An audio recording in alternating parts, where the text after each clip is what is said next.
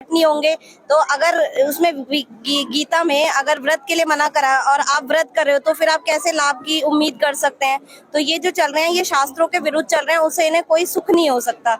और गीता कृष्ण जी उसमें जो ये कह रहे हैं कि उन्होंने अपने आप को पूर्ण परमात्मा कहा है, उन्होंने अपने आप को अपना ओम मंत्र बताया है। और गीता जी अध्याय 8 के 13 में उन्होंने कहा मेरा तो एक ओम मंत्र है, और अध्याय 8 के 16 में कहा है कि ओम मंत्र का जाप करने वाले भी ब्रह्मलोक पर्यंत, मतलब कि वो पुनरावृत्ति में है, उनका वापस वो जन्म मृत्यु में आते हैं। तो वो तो अविनाशी परमात्मा ही नहीं हुए जब उनकी जो भक्ति करने वाले और वो खुद भी आते हैं।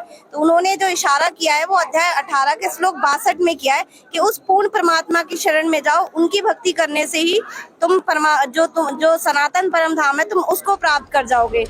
दर्शकों, गीता जी के जिन श्लोकों का प्रमाण संत रामपाल जी के शिष्य दे रहे हैं, क्या वह वाकई में सत्य हैं? देखते हैं इस विषय में संत रामपाल जी महाराज क्या प्रमाण दिखाते हैं। आइए सबसे पहले तो ये जान लेते हैं कि क्या व्रत करने को गीता जी में शास्त्र विरुद्ध बताया है। देखते हैं इस बारे में संत रामपाल जी महाराज क्या प्रमाण दिखाते हैं। देखिए, छठे अध्याय के 16वें श्लोक में फिर ये भी कहा कि अर्जुन, यह योग न तो बहुत खाने वाले का और न बिल्कुल न खाने वाले का। बहुत खाना तो यूँ है, पेट डडी पक्का खा ले अंगड़ाई टूटे, भक्ति हो को ना। और बिल्कुल न खाना, व्रत रखना। व्रत रखना भी गीता में मना है, और ये व्रत रखवाओ एकादशी का, ये कहाँ से लाए? और न बहुत सहन करने वाले सोने वाले का, और न अधिक जागने वाले का सिद्ध होता। यानी 16वें में तो ये भी कंसेप्ट क्लियर कर दिया है कि व्रत रखना भी व्यर्थ है। तो ये लोक वेद है, दंत कथा है इनकी, वेद शास्त्र विधि रहित ज्ञान है, उसके करने से कुछ भी लाभ नहीं होगा। गीता जी अध्याय नंबर 16 के श्लोक नंबर 23 के अनुसार। अब जैसे 16वें अध्याय के 23वें श्लोक में ये कहा कि शास्त्र विधि को त्याग कर जो मनमाना आचरण करते हैं उनको कुछ भी लाभ नहीं होता, ना उनकी गति हो, ना उनको कोई सुख हो, और ना उनकी कोई सिद्धि प्राप्त हो। यूजलेस। फिर क्या फायदा उस भक्ति का? और देखिएगा, इन तीनों देवताओं की भक्ति भी शास्त्र विधि त्याग का मनमाना आचरण है। ये देखिएगा, यही गीता प्रेस गोरखपुर से प्रकाशित है। 16वें अध्याय का 23वां श्लोक दिखाते हैं। ये 16वां से प्रकाशित है, 16वें अध्याय का 23वां श्लोक दिखाते हैं। ये 16वां अध्याय है और इसका 23वां श्लोक यहाँ पर है। जो शास्त्र विधि को त्याग कर अपनी इच्छा से मनमाना आचरण करते हैं वह न सिद्धि को प्राप्त होता है, न परम गति को, और न सुख को ही। यूजलेस। अब यहाँ 24वें श्लोक में 16वें अध्याय में कहा है, इससे तेरे लिए कर्तव्य और अकर्तव्य की व्यवस्था में शास्त्र ही प्रमाण है। यानी जो सदग्रंथों में विधि लिखी वही करना, और किसी की दंत कथा से हरे राम कृष्ण कृष्ण राधे राधे ये नहीं करना। ऐसा जानकर शास्त्र विधि से नियत कर्म करने योग्य हैं। और यानी शास्त्र के अंदर जो वर्णन है वही करना। देखिए, काफी रोचक विषय बनता जा रहा है ये आध्यात्मिक ज्ञान चर्चा। इधर से संत रामपाल जी महाराज जी प्रमाण सहित अपने जवाब दे रहे हैं, और जो अन्य धर्म गुरुओं के शिष्य आए हुए हैं तो अभी इनसे जानते हैं ये उत्तर के ऊपर क्या कहना चाहेंगे। मैं डिसएग्री करती हूँ। अर्थों का अनर्थ किया गया है। मैंने पढ़ी गीता, उसमें ऐसा कहीं नहीं लिखा है। आप मुझे दिखाइए। हम गीता लेके आते हैं, हम आपको देते हैं, आप उसमें हमें ये दिखा दीजिए कि इसमें व्रत के लिए कहाँ पे बोला गया है, और हम आपको फिर दिखाते हैं कि इसमें व्रत की साफ मनाही है। हम आपको दिखाते हैं।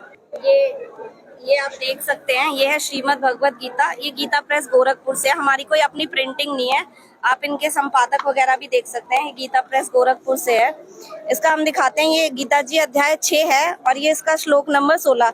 इसमें साफ बोला गया है कि हे अर्जुन, योग ना तो बहुत खाने वाले का और ना बिल्कुल ना खाने वाले का।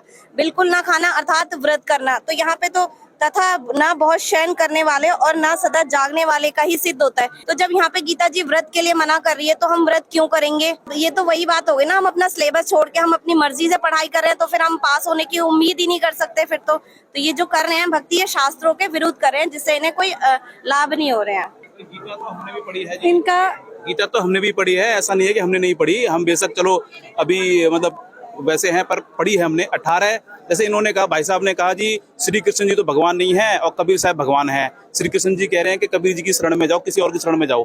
फिर अध्याय 18 का श्लोक नंबर 66 उसमें तो कृष्ण जी खुद कह रहे हैं कि मेरी शरण में आओ। अब आप कैसे कह सकते हो कि वो कह रहे हैं कि जाओ शरण में जाओ, किसी और की शरण में जाओ? वो तो खुद कह रहे हैं। ओम मंत्र दिया गया है। सिर्फ एक ओम मंत्र दिया गया है, वो मेरी भक्ति करो और ओम करो, बस हो गया।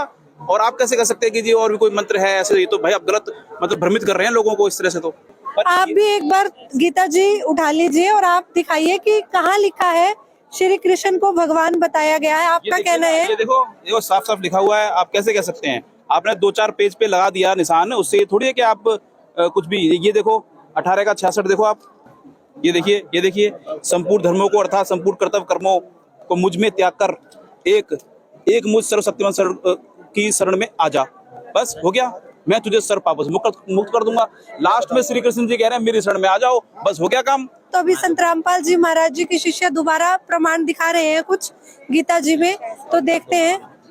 गीता जी अध्याय का 66 बोला है ना इन्होंने, उसमें जो बोला गया है उसमें श्री कृष्ण जी कह रहे हैं गीता जी में व्रज शब्द है तो उसका अर्थ होता है, उसका जो संस्कृत है तो उसका जैसे एक कम का मतलब होता है आना होता है और गो का मतलब जाना होता है। अब इसमें वज्र का शब्द मतलब होता है कि जाना होता है और इसमें उसका आना कर रखा है। तो अगर आपने अर्थों का ही अनर्थ कर रखा है तो उसमें फिर हमारी तो कोई गलती नहीं है।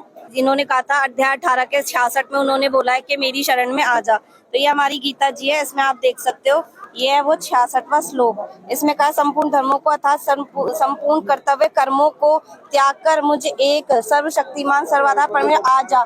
यहाँ पे लिखा हुआ है व्रज शब्द लिखा हुआ है, तो हम आपको ये है व्रज शब्द। अब ये देखिए ये है संस्कृत हिंदी कोश, इसमें ये देखिए ये है व्रज शब्द। व्रज का अर्थ क्या होता है? चलना और जाना। और जो हमारे अनुवाद करता है उन्होंने धर्म गुरु हैं, उन्होंने आज तक हमें क्या बताया है कि व्रज का शब्द मतलब होता है कि आना। दर्शकों, पवित्र गीता जी के 18वें अध्याय के 66वें श्लोक में वर्णित व्रज शब्द का सही अर्थ आना होता है या जाना होता है। देखते हैं संत रामपाल जी महाराज इसका क्या अर्थ बताते हैं। देखिए सभी अनुवादकर्ताओं ने बट्ठा बैठा रखा है। सभी ने कहा कि व्रज माने आ जा, आना, जबकि व्रज माने जाना होता है। पहले इस शब्द को से क्लियर करते हैं। अब देखिएगा संस्कृत हिंदी कोश वामन शिवराम आपटे द्वारा इसका संग्रह किया गया है और यह है मोतीलाल बनारसी दास पब्लिशर्स प्राइवेट लिमिटेड दिल्ली से प्रकाशित है। इसके 993 पृष्ठ है। व्रज माने जाना, चलना, प्रगति करना, विदा होना, ये सारा है, निर्वासित होना। व्रज माने जाना, आना नहीं होता। गो माने जाना है तो उसका अर्थ आना हो ही नहीं सकता। एक सीधी सी बात है। इंग्लिश वर्ड है गो, उसका अर्थ होता जाना, उसका अर्थ कम नहीं हो सकता। अगर कोई कम करता है तो उसने कोई ज्ञान नहीं। व्रज माने जाना है तो उसका आना जिसने किया है उनको कति ज्ञान नहीं, उन्हें अनर्थ कर दिया। तो जो तत्वदर्शी संत होता है ना, जो गीता जी अध्याय 4 के 34 में बोला गया, वही वेद और शास्त्रों का संपूर्ण ज्ञाता होता है। तभी बोला गया कि तत्वदर्शी संत की खोज करिए। ऐसे भी कोई दो बातें जानने से और गीता लेके बस हम वरवरी बोल रहे हैं, आपको कहानियां सुना रहे हैं, उससे कहने से कोई ज्ञानी नहीं हो जाता। ज्ञानी वो होता है जो हमारे वेद और शास्त्रों के अनुसार ज्ञान दे। और संत रामपाल जी महाराज जी 18 वेद जो हमारे 4 वेद 18 पुराण जो शास्त्र हैं उनके अनुसार ज्ञान देते हैं। वो कोई हवा में बातें नहीं करते हैं। आपके गुरुजी मतलब तीर्थ भी छुड़वाते हैं और तीर्थ भी मत करो, श्राद्ध में मत खाओ, यहाँ मतलब मंदिर में मत जाओ। हम क्या करें फिर? अब ये देखिए ना, सारे देव देवता हमारे छुड़वा दिए। ये देखिए ना, और हमारे पूर्वजों का क्या होगा? पूर्वजों का क्या होगा? श्राद्ध निकालने के लिए मना करते हैं। बताइए आप कैसे आप सिद्ध कर सकते हैं जी? दर्शकों, क्या संत रामपाल जी महाराज हिंदू धर्म के देवी देवताओं की भक्ति छुड़वाते हैं और साथ ही हिंदू धर्म में पितृ पूजा व श्राद्ध निकालने को भी मना करते हैं? देखते हैं इस विषय में संत रामपाल जी के शिष्यों का क्या कहना है। आप क्या कहना चाहेंगे? मैं ये कहना चाहूँगा, जो ये कह रहे थे भाई साहब के पितृ पूजा मतलब छुटवा रहे, श्राद्ध छुटवा रहे हैं, और इन्होंने बताया कि हमारे देवी देवताओं को छुटवा रहे हैं। तो मैं इसको भाई साहब को ये बताना चाहूँगा कि हमारे गुरुजी देवी देवताओं के असली मंत्र बताते हैं, देवी देवताओं को छुड़वा नहीं रहे हो। जैसे हमारे गुरुजियों ने बताया कि तीनों देवा कमल दल बसे, ब्रह्मा विष्णु महेश, और प्रथम इनकी वंदना फिर ले सतगुरु उपदेश। कई कहते हैं कि आपके गुरुजी तो ब्रह्मा विष्णु महेश को छुड़वाते हैं। ब्रह्मा विष्णु महेश को हम छुड़वा सकते हैं? हम कोई बालक है? तीनों देवा कमल दल बसे, ये ब्रह्मा विष्णु महेश, प्रथम इनकी वंदना फिर सुन सतगुरु उपदेश। उनका था कि ये तीनों देवा